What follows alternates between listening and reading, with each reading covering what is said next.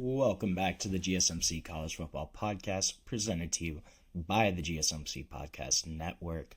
Today is Thursday, May 8th. Going to talk a little bit now about kind of the rise of the general manager position in college football, how it is becoming increasingly important. Before I dive into that, though, I just want to remind everyone, this show is all about all of you. We want to make it as exciting, as interactive, as fun as we can.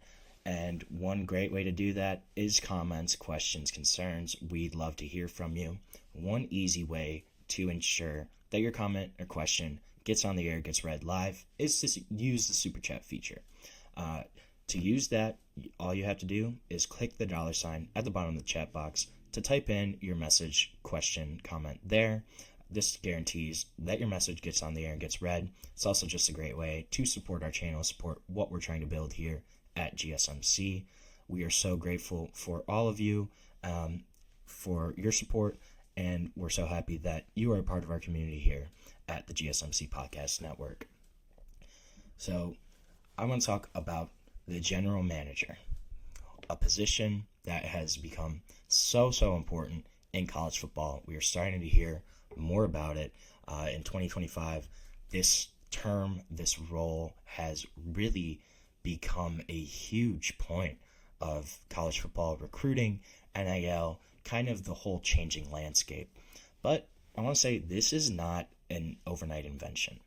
Kind of the GM role, how it's developed and grown into what it has become, this has been something that's happened for nearly 20 years in the making. Going back to 2006, this is really kind of the first time we saw this role start to blossom.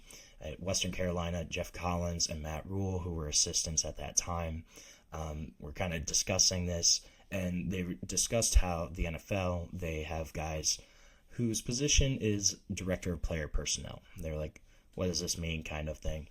But they're discussing, brainstorming, they said, hey, maybe we could do something like this in college football for our programs. And so the first use of that term came about in college football. In 2006, Geoff Collins gets hired as the director of player personnel for the Georgia Tech Yellow Jackets.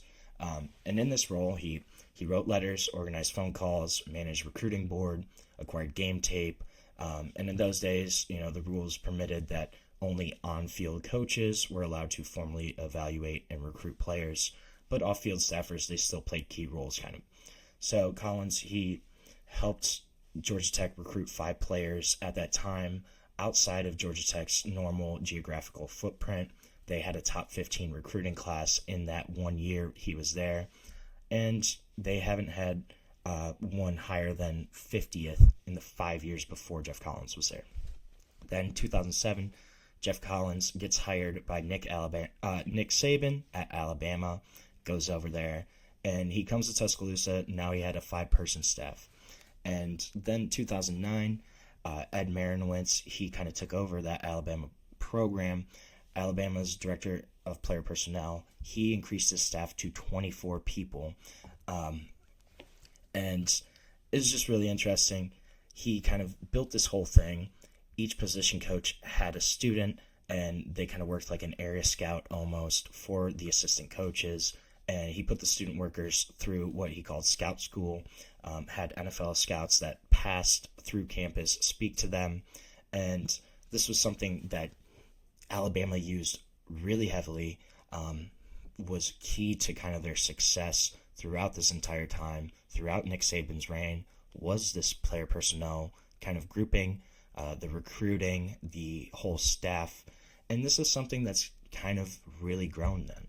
So 2018, Geoff Collins, Matt Rhule, they kind of spearheaded this first personnel and scouting symposium in Nashville. First edition had about 70 attendees. Then this past year, over 700 people attended this conference, this symposium. So Alabama was doing it. Then another guy, Mark Pantoni, he's kind of been looked at as the gold standard of the modern general manager in college football.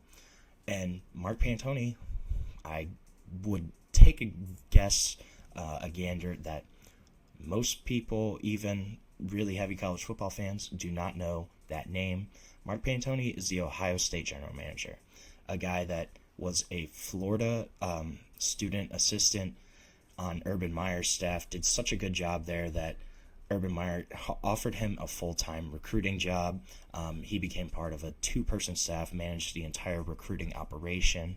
And then when Urban Meyer took over at Ohio State, he brought Mark Pantoni with him to kind of run the personnel. And Mark Pantoni is still in Columbus to this day as Ryan Day's general manager. And if you look at some of the stuff that Mark Pantoni's done with Ohio State, it's pretty incredible. And this role has kind of been just something that has really helped the Buckeyes. You look at what they did last year. They were able to retain Emeka Egbuka, Jack Sawyer. They didn't declare early for the draft. They got Will Howard, Quinshon Judkins, Caleb Downs in the transfer portal, able to get 5-star wide receiver Jeremiah Smith. All of these moves were made by Mark Pantoni as that general manager of Ohio State. And so now this is something that was kind of in the background, right? But it's just become so prevalent. And I also think it's one of the fastest growing industries in college football. You have a guy that you look at, James Blanchard, another name, Texas Tech, that's their general manager. This is a guy that's really, really been a rising star in that role. Notre Dame tried super hard to poach him for him to take over as their general manager, but he remained with Texas Tech, and part of that reason was when Joey McGuire was hired at Texas Tech, the first guy he hired was James Blanchard. He told James Blanchard that he would pretty much have autonomy. He was able to offer recruits or transfers, scholarships without approval from assistant coaches or even from Joey McGuire himself. So this is a guy that really has his fingerprints all over the Texas Tech program, kind of shown in the additions that they have made in the portal this year, bringing in some super high-quality transfers, especially when you look at guys like David Bailey, bringing back Micah Hudson, just like those are some of the moves. They brought in 15, 20 guys that are really going to transform that roster. But that's one of the kind of roles. Then you look at, this is a thing that's dependent on the program. Some high-profile guys were hired this year. Andrew Luck taking over at Stanford. Former NFL head coach Ron Rivera taking over at Cal. Jim Nagy, the former executive director of the Senior Bowl, kind of ran that whole show. He's at Oklahoma now as their GM. And then this is something where we're kind of seeing an NFL pipeline as well. Nick Polk was hired at Florida from the Falcons. Pat Stewart was hired at Nebraska from the New England Patriots. All of these kind of NFL connections.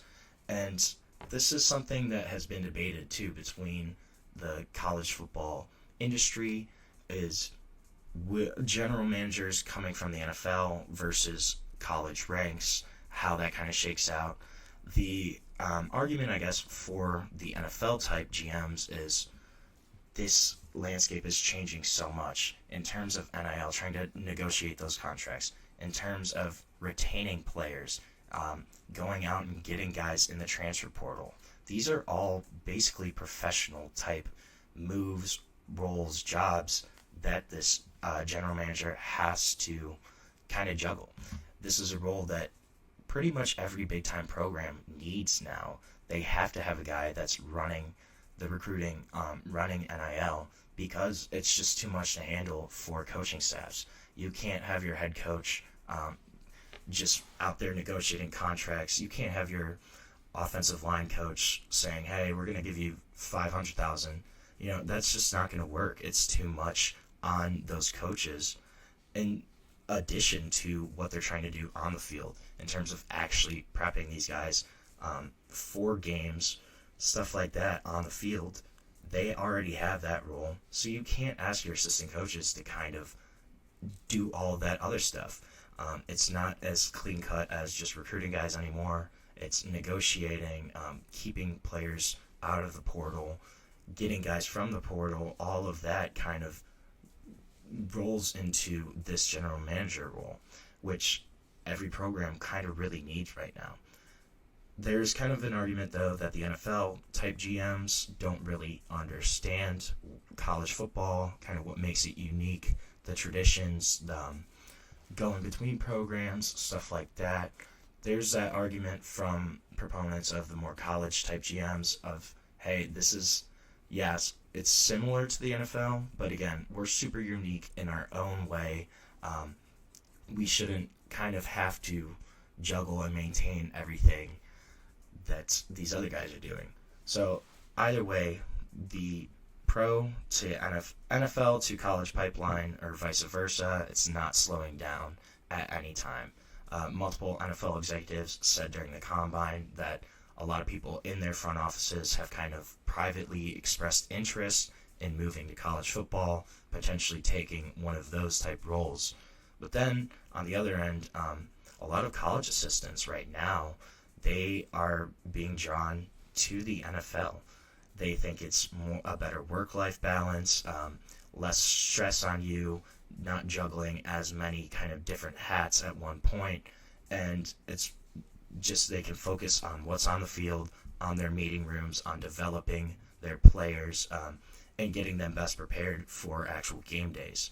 That's something that's super appealing right now to coaches in assistants in college programs, just because of everything they're trying to have to deal with that's going on right now in college football. This is something that's not going to slow down at any point.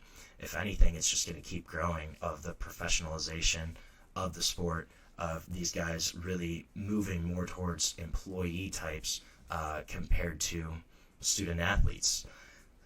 This is something that's not going to change. I think this role is just going to keep growing, keep evolving, and I wouldn't be surprised if you start seeing GMs kind of really take over, similar to what Andrew Luck is doing at Stanford. Andrew Luck has full control of that program. He's the one that fired Troy Taylor. Wasn't their athletic director, wasn't their president. It was Andrew Luck. He's the one that had that final say to make that decision. Is this something we're going to see in the future where coaches are gone, but GMs outlast them? I certainly think that's something that's very possible. And I think the influence of the general manager is just going to continue to grow as things get even murkier in the college football landscape. So we're going to take our second break of the show right now. When we come back, we're going to talk Big 12 coaches, going to talk about my top 5, how I ranked them, and kind of why. But we'll be back on the GSMC College Football Podcast.